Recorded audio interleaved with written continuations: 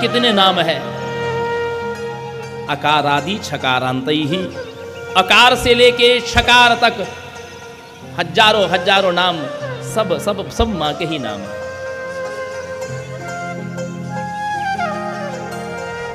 वेद कहते हैं कोई व्यक्ति यदि थोड़े से जल को यदि पार नहीं कर सकता, कितना थोड़ा सा जल, जैसे गाय के बछड़े के खुर से गड्ढा होने पर जो जल भरा रहता है, यदल्पम कीलालम, यदि कोई उसको पार नहीं कर सकता तो क्या वो व्यक्ति भवसागर पार कर पाएगा? नहीं। कथम पारावारम कलन चतुरस्यादतमति न देवानां मध्ये भगवती तवानंद विभवम। हे भगवती, आपके अंतहीन वैभव को जानने में कोई देवता समर्थ नहीं है। विजानाते कोपि त्वमिह भुवनेकांसि जननी। कितने ब्रह्मांड, करोड़ों करोड़ों ब्रह्मांड की आप एकमात्र जननी है। और इन ब्रह्मांडों की उत्पत्ति में देखिए, अभी कथा आएगी कल कि भगवती ने ब्रह्मा, विष्णु और रुद्र को सृजन, पालन और संहार का जो कार्य दिया, उसके लिए उन्होंने अपनी ही 3 शक्तियों को प्रकट किया, महाकाली, महालक्ष्मी, महासरस्वती।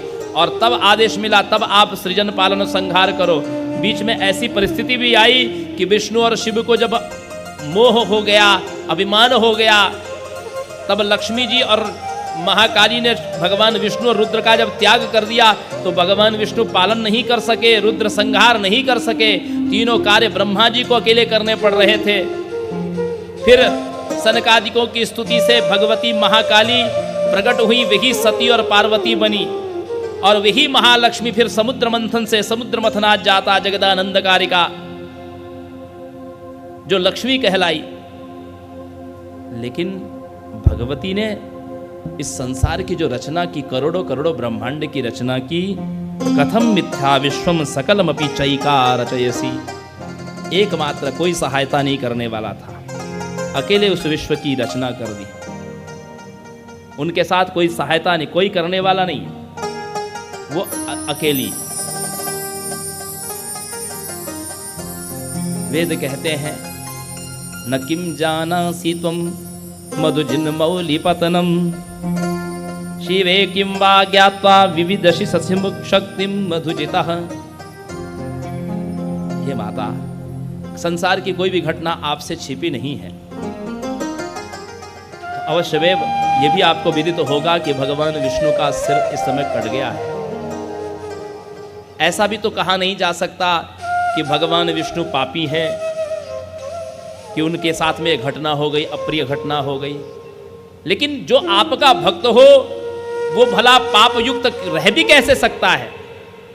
जिसने जीवन में एक बार भी भगवती का नाम उच्चारण कर लिया, जिसने एक बार भी भगवती की लौ लगा ली,